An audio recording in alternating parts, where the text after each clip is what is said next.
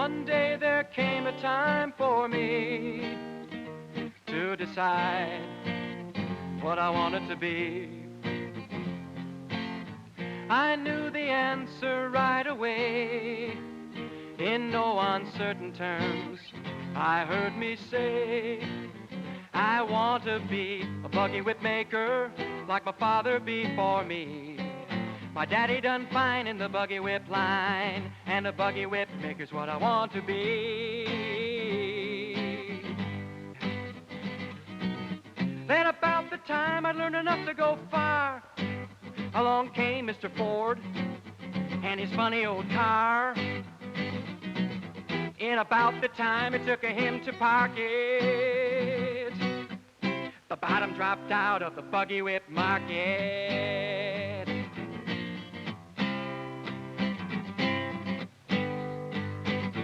Now I'm caught in a sad situation. Seems I've prepared for the wrong occupation.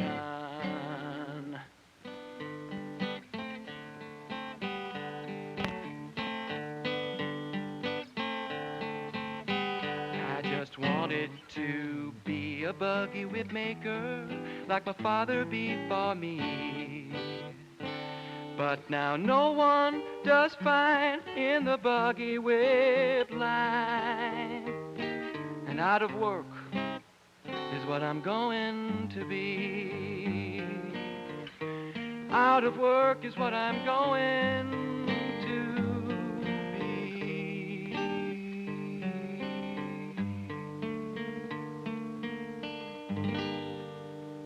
Gee, that's kind of a sad story. Now, after a while, you'll see our young friend could have solved his problem by training to be a Ford mechanic. Actually, he could have avoided that problem altogether if he'd just known about the changing world of work. You see, the jobs people do and the way they do those jobs are constantly in a state of change. New opportunities appear, old ones disappear. The farther we get into the 20th century, the faster things seem to change. And the more you know about those changes that are happening, the better, the happier career choice you'll be able to make. So, we'll talk to some people who know firsthand about the changing world of work. You know, each day, I cannot help but be dramatically impressed with the ever-changing market that faces you. There's a requirement for new skills as a result of the many new products that have hit the market.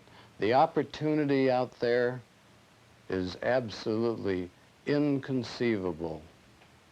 One trend in the workaday world influenced by all those kinds of changes is the growing presence of women, both in total numbers and in jobs traditionally held by men. And I have such a person here with me today. Her name is Natalie Harrison. And Natalie holds the title of Coordinating Architect for the Contractor. And Natalie, we're going to talk to you more about what that exactly means later. But please, right now, tell me, where are we? We're in the personnel elevator going up on this very large construction site, which is going to be the largest reinforced concrete building in the world. It will eventually be 74 floors high. Natalie, exactly where are we? What floor are we on? I can't tell. There are no numbers or anything up here. We're on the 5th floor, and this part of the floor has not been poured yet. The iron workers will be setting up the reinforcing steel. What about women? How difficult is it for a woman to get into your field?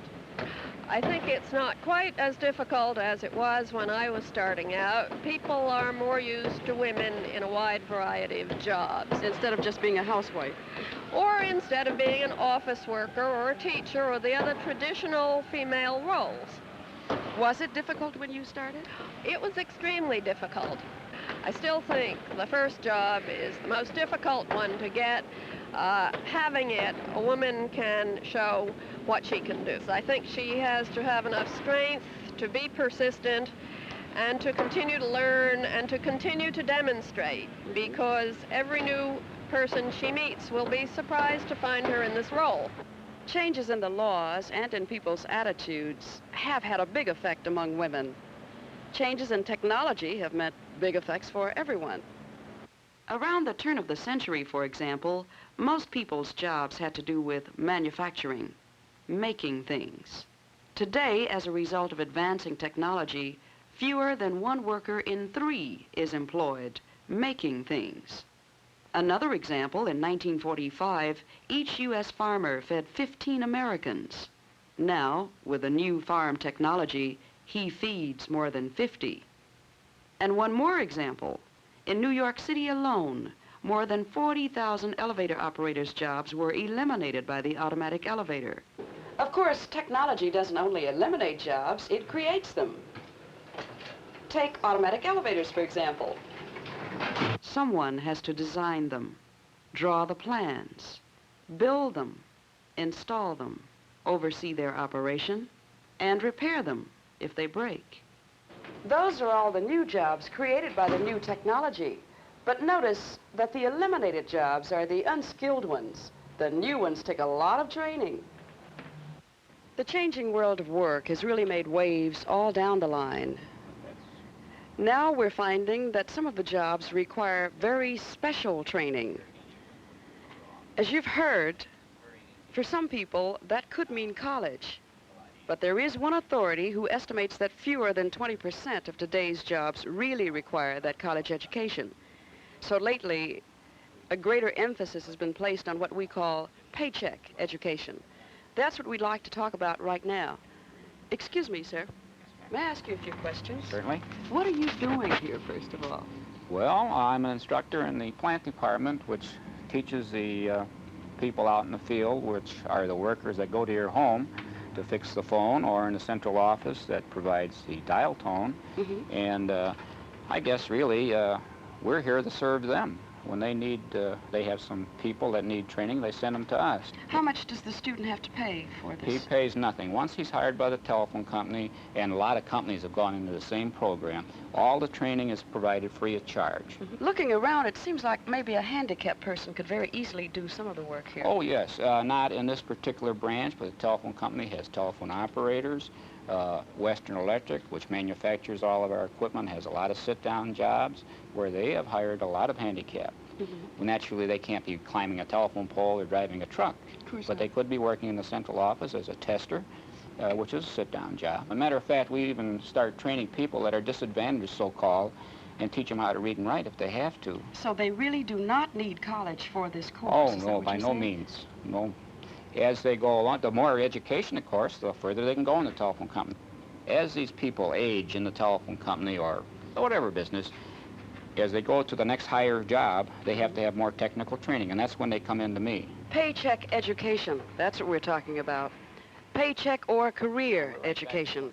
It's a very new, but it's an important alternative to be added to that list of yours, the list of first steps toward a career that could also include college. It could also include apprenticeships and training programs, as you've seen here. And as you've heard, it's also one of several areas in the world of education where those new jobs that you're looking for are happening, along with the education for the disadvantaged and for the handicapped persons we spoke of, for the gifted, also for the very young. These new job opportunities in education are part of a whole new growing trend. For instance, here, I've noted under government service alone, it's growing fantastically. There's a need for forest rangers, control officers in pollution, work of a nature and ecology and conservation. Particularly, there's a heavy accent on in the health service field. There's a need as a result of this for specialists and technicians, an ever-growing need in many other related fields. But there's another change that has occurred, and you've all been a part of it, noticed it. There's an increasing amount of leisure time. When people aren't at work, they're likely to be out enjoying themselves, and the things they do to enjoy themselves create opportunities for other people. Indoor tennis, we have discovered, is creating new jobs for people. Today, we decided to investigate a little. We're out at the Tui Tennis Club in Skokie, Illinois. Hi, Dave. How are you? Fine. How are you, Yvonne? Fine, thanks. Good to see you. I Good to see understand the indoor tennis business is really growing. Oh, it's going very well. How is it growing? Well, I know that within the Chicagoland area, for instance, 10 years ago, there were one or two indoor tennis clubs, and now there are about 40. Mm-hmm. And to give you an idea, the number of people that are involved in something like this, probably the average club has about 25 employees. So that probably in the Chicagoland area alone, there are over 1,000 people involved in the indoor tennis business alone. Our club has almost 3,000 members. So the clerical staff is tremendous. We have maintenance people, we have people who work behind the desk taking the constant reservations that are called in, and we have people who, for instance, our pro staff now. We have 7 pros who are kept busy almost a full week. And this is because the tennis business has gotten so popular that we're open now 16 hours a day and 7 days a week. And this is very typical of the Chicagoland area and pretty much of the country. Just what effect does this have on support industries? An example would be all of the clothing that you see here, for instance, the high fashion clothing that people are buying. Tennis shoes, tennis rackets, tremendous demand for tennis balls. Many companies are expanding their facilities. And then it goes on to, I think, industries that you never even think of in connection. Well, for instance, out on the tennis court, you have what used to be just an asphalt surface tennis court, and now they're making those surfaces out of a great many synthetics, including carpets and things like this. And these companies now have sprung up a dozen or two of those. I see. There's a special type of lighting that's required, for instance, on a tennis court, and there have been a number of new companies now that have gotten involved in this. And then to support things like the whirlpool and saunas, there's all sorts of people who build and maintain these kind of things. And those kind of industries have cropped up. Well, thanks so much, Dave. It's been very interesting, very informative, and I think I'd like to play indoor tennis. Great. So Come I think around you'll and be see seeing a us. lot of it. Thank you, Yvonne. You've got to keep up with what's happening. That's the key thing to remember about the changing world of work. If right now you're ready to choose your career, I'd say you're in a pretty fortunate position, because you can actually choose a job in a field where the job opportunities are likely to grow rather than shrink. For anybody in school, there are innumerable sources of information that will be maximally helpful to you. For instance, there's your school's career counselor. The personnel department in business or industry will be glad to talk to you and give you a lift and an assist in which direction you should be headed. The post office department alone, the civil service jobs are large in numbers and tremendous in the varieties that they offer.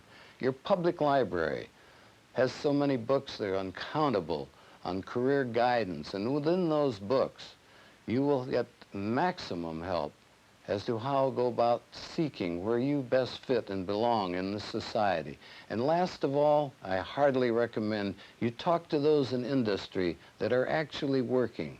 They, too, will be most helpful to you.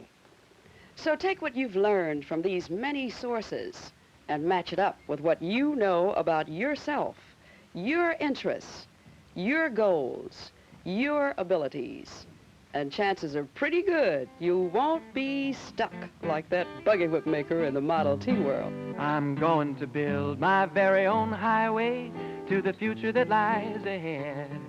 If I can't be a buggy whip maker like my dad, I'll be a car mechanic instead. You gotta roll with the times, keep a practical point of view. You gotta roll with the times, or they'll roll right over you. You gotta roll along with the times, roll.